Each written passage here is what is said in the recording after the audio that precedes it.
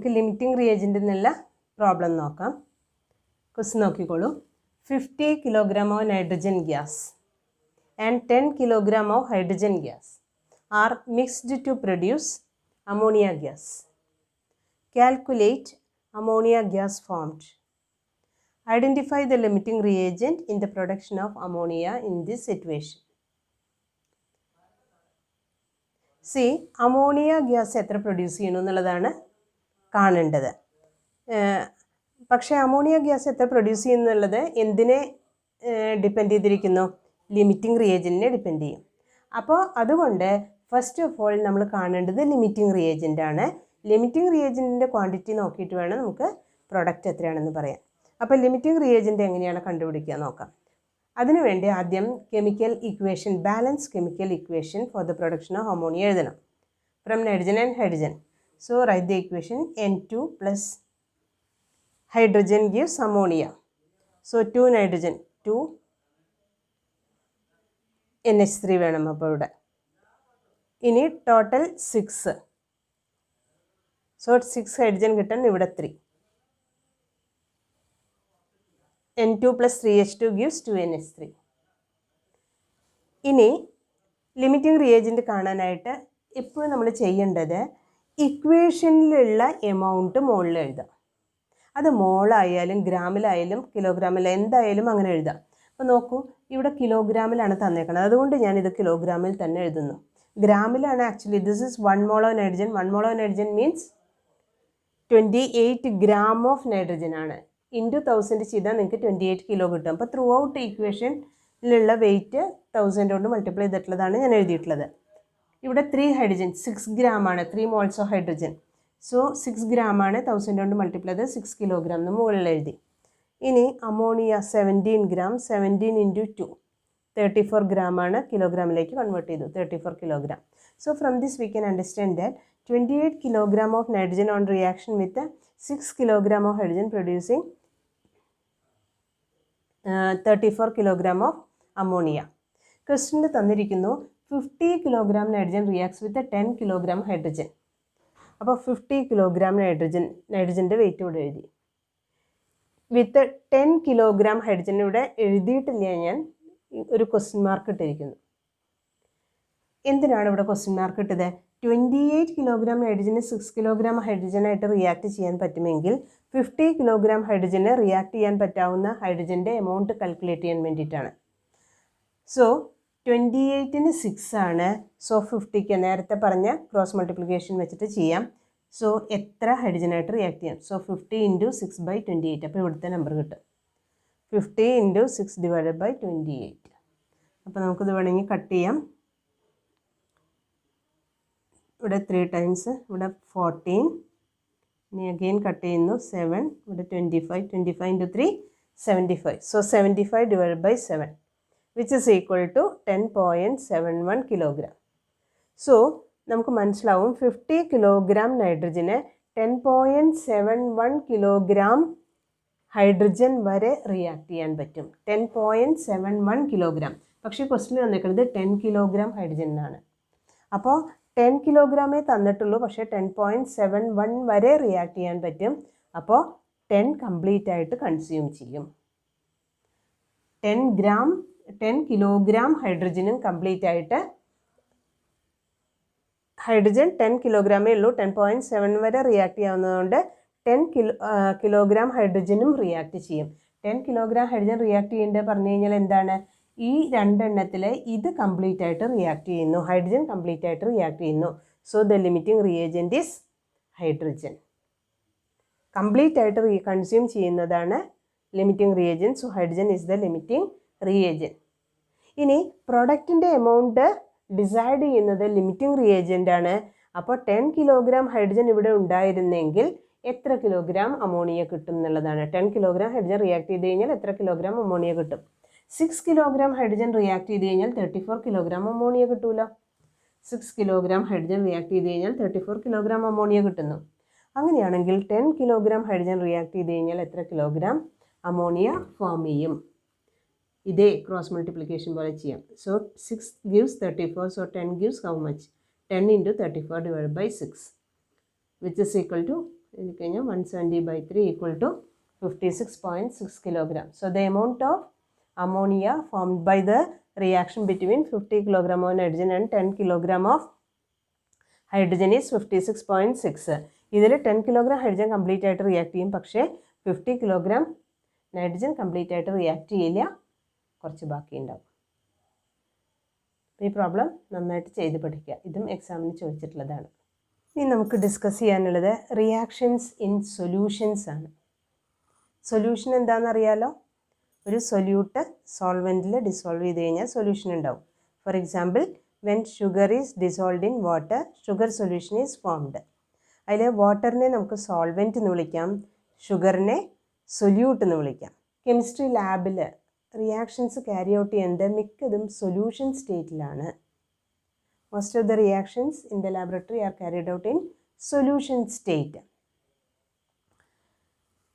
അങ്ങനെയാണെങ്കിൽ ആ സൊല്യൂഷൻ്റെ കോൺസെൻട്രേഷൻ എത്രയാണെന്ന് കൃത്യമായിട്ട് നമ്മൾ അറിഞ്ഞിരിക്കണം. കോൺസെൻട്രേഷൻ എന്ന് പറയുന്നതുകൊണ്ട് എന്താ മീൻ ചെയ്യണത്? The amount of solute present in solution. സൊല്യൂഷനിലുള്ള സൊല്യൂട്ടിൻ്റെ എമൗണ്ട് എത്രയാണെന്ന് സ്പെസിഫൈ ചെയ്യുന്നതിനെയാണ് എന്ത് പറയുന്നത്? Concentration of solution. Amount of solute present in solution is called concentration of the solution. The concentration of solution can be expressed in many ways. We have to discuss some of the different ways of expressing the concentration of solution. Here the first one is as mass percentage. The other three terms used for expressing the concentration are mole fraction, വേറൊന്ന് molarity, വേറൊന്ന് molality. ഇത്രയാണ് നിങ്ങൾക്ക് first ഇയറിൽ പഠിക്കാനുള്ളൂ. അപ്പോൾ അതിൽ നമുക്ക് നോക്കാം. First one, mass percent. നമ്മൾ എലമെൻറ്റിൻ്റെ മാസ് പെർസെൻറ്റേജ് ഇൻ കോമ്പൗണ്ട് പറഞ്ഞു, അതേപോലെ സൊല്യൂഷനിലുള്ള സൊല്യൂട്ടിൻ്റെ മാസ് പെർസെൻറ്റേജ് എന്ന് പറഞ്ഞാൽ നമ്മളൊരു 100 ഗ്രാം സൊല്യൂഷൻ എടുക്കുകയാണെങ്കിൽ അതിലുള്ള സൊല്യൂട്ടിൻ്റെ മാസിനെയാണ് mass percentage of solute in solution എന്ന് പറയുന്നത്. That is the amount of solute present in 100 gram of solution. Mass of solute present in 100 gram of solution is called the mass percentage of solute. So mass percentage of solute can be determined by using this equation. Mass percentage of solute is equal to mass of solute divided by mass of solution into 100. For example, if 2 gram of sugar is present in 18 gram of water. 2 gram sugar is dissolved in 18 gram of water. Then what is the mass percentage of sugar in it? In the formula, mass percentage of solute equal to mass of solute. Here mass of solute sugar is 2 gram by mass of solution. സൊല്യൂഷൻ്റെ mass എന്ന് പറഞ്ഞാൽ എന്താ? Solution എന്ന് പറഞ്ഞാൽ എന്താ? സൊല്യൂട്ടും സോൾവെൻറ്റും കൂടി ഇതാണ്. അപ്പോൾ സൊല്യൂട്ടിൻ്റെ മാസ് 2 ഗ്രാമും സോൾവെൻറ്റിൻ്റെ മാസ് 18 ഗ്രാമും ആണെങ്കിൽ total mass 2 + 18 equal to 20 gram. സൊല്യൂഷൻ്റെ mass 20 gram. So mass of solution 20 gram into 100. So it is 1/10 into 100 equal to 10% solution. മനസ്സിലായല്ലോ? സൊല്യൂഷനിലെ സൊല്യൂട്ടിൻ്റെ മാസ് പെർസെൻറ്റേജ് 10% ആണ്. വളരെ സിമ്പിളാണ് ആദ്യത്തെ മെത്തേഡ്. ഇനി second one is mole fraction. Mole ഫ്രാക്ഷനെ യൂഷ്വലി കൈ എന്നാണ് റെപ്രസെൻ്റ് ചെയ്യുന്നത്, അല്ലെങ്കിൽ എക്സ് എന്ന് പറഞ്ഞാലും മതി. For that consider a solution formed by dissolving the solute B in solvent A. Solvent is A and solute is B. If the number of moles, calculate ചെയ്യാൻ നിങ്ങൾക്ക് അറിയാം എങ്ങനെയാണ് number of moles calculate ചെയ്യുക? Given mass in gram divided by molar mass. If the number of moles of solvent is represented as Na, number of moles of solvent Na, and number of moles of solute as Nb, then mole fraction is എന്താണ് mole fraction? Fraction എന്ന് പറഞ്ഞു കഴിഞ്ഞാൽ ഒരു ന്യൂമറേറ്ററും ഡിനോമിനേറ്ററും ഉള്ളതാണല്ലോ. മോൾ fraction എന്ന് പറഞ്ഞാൽ മോളിൻ്റെ fraction. അപ്പോൾ total moles എത്രയാണെന്ന് നോക്കുക. Total number of moles here is Na plus Nb. Then what is the fraction of the solute B? It is the number of moles of B divided by total number of moles, which is equal to, you can write it as chi B. Chi B എന്ന് പറയുന്നതാണ് mole fraction of solute. You can find out the mole fraction of solvent also. എന്തായിരിക്കും? chi A അല്ലെങ്കിൽ സിമ്പിളായിട്ട് XA എന്ന് പറഞ്ഞാലും മതി. chi A is equal to Na, number of moles of A divided by total number of moles, Na plus Nb. So what is mole fraction? It is the number of moles of that component. ഏതിൻ്റെ mole fraction ആണോ കാണുന്നത് അതിൻ്റെ number of moles divided by total number of moles of all the components in solution. Number of moles of that component divided by total number of moles of all the components. That is called a mole fraction. ഇനി mole fraction of the two components ഈ solution ഒരു solution formed by the dissolution of solute B in solvent A ആണ്. ആകെ രണ്ട് കമ്പോണൻസേ ഉള്ളൂ, സോൾവെൻറ്റും സൊല്യൂട്ടും. അതിൻ്റെ രണ്ടിൻ്റെയും മോൾ fractions ഒന്ന് ആഡ് ചെയ്ത് നോക്കൂ. chi A plus chi B ഒന്ന് ആഡ് ചെയ്ത് നോക്കൂ. എന്ത് കിട്ടുന്നു? Na by Na plus Nb plus Nb by Na plus Nb, which is equal to Na plus Nb by Na plus Nb equal to 1.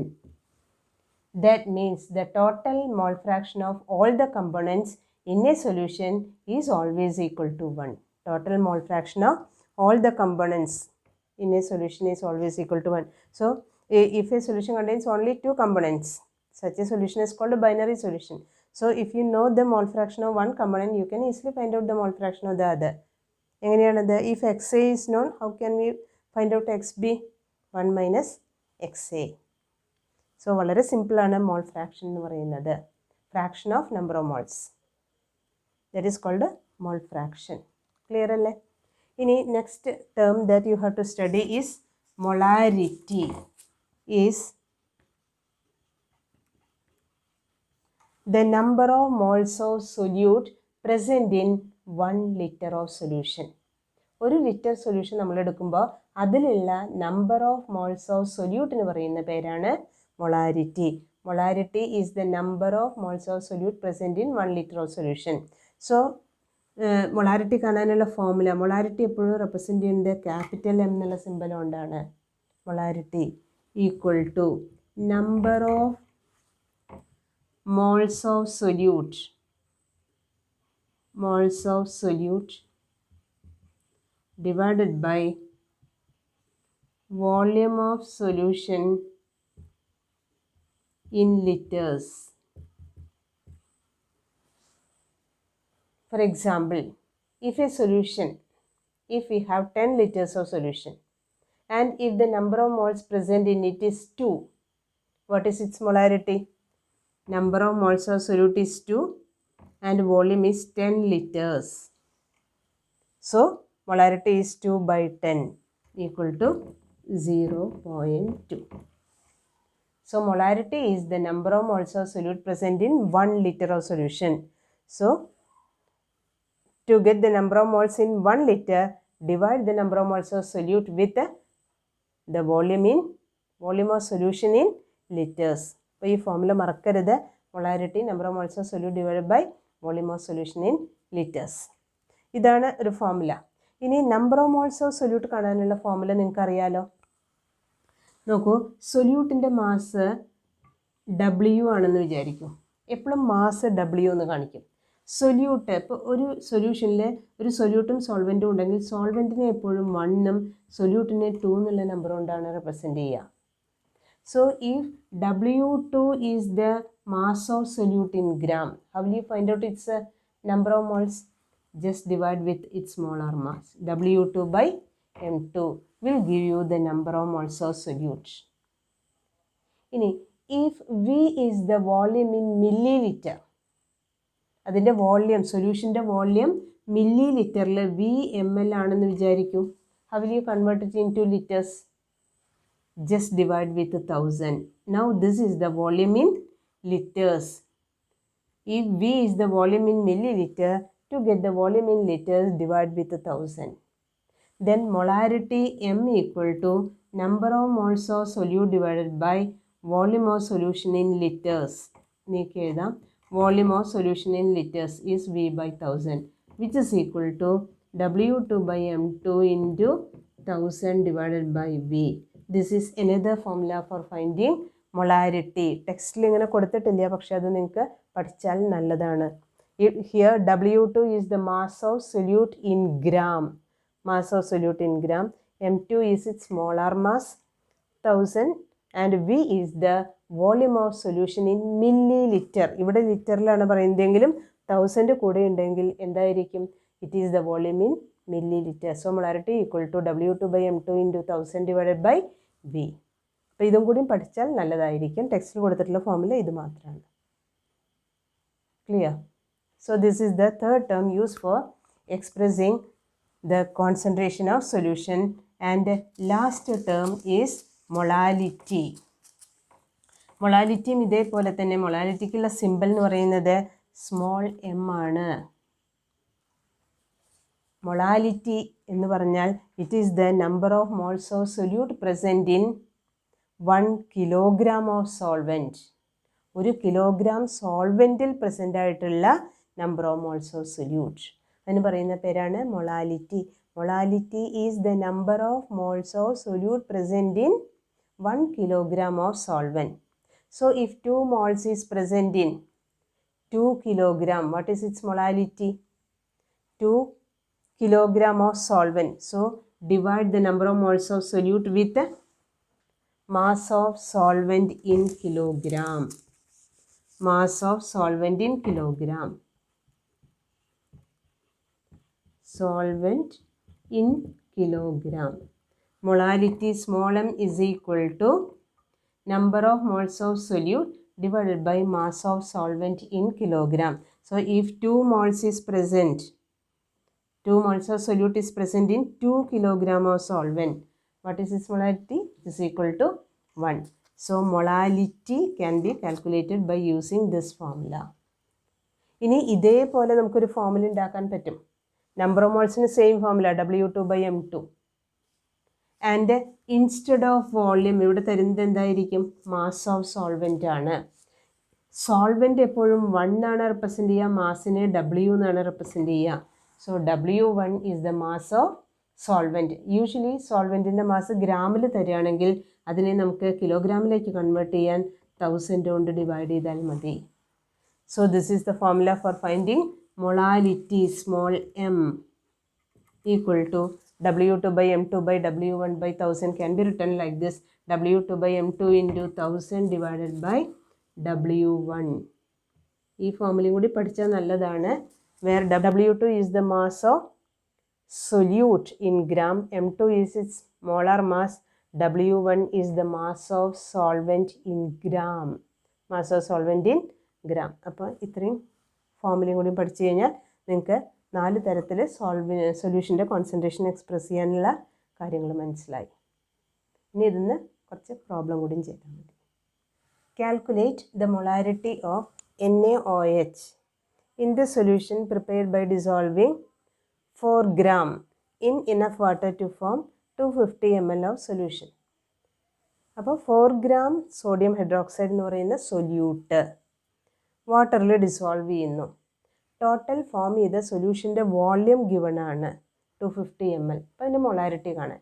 Molarity is the number of moles of solute present in 1 liter of solution ആണല്ലോ. അതിൻ്റെ formula എന്താണ്? Number of moles of solute divided by volume of solution in liters. അപ്പോൾ first of all number of moles of solute കാണണം. Number of moles of solute, here the solute is sodium hydroxide. Number of moles കാണാൻ ഉള്ള formula എന്താണ്? Given mass divided by molar mass. Given mass is 4 gram. What is the molar mass of sodium hydroxide? NaOH. Sodium 23, 16, 1. oxygen 16, hydrogen 1. Total 40 ആണ്. So molar mass is 40, which is equal to 1/10, equal to 0.1. This is the number of moles of solute divided by volume of solution ലിറ്ററിൽ വേണം. Volume of solution in liters. ml ആണ് തന്നേക്കുന്നത്. ml തന്നു കഴിഞ്ഞാൽ ലിറ്ററിലാക്കാൻ നമ്മൾ പറഞ്ഞു 1000 കൊണ്ട് divide ചെയ്യുക. So 250 divided by 1000, which is equal to 1/4. Therefore molarity formula എഴുതണം. എന്താണ്? Number of moles of solute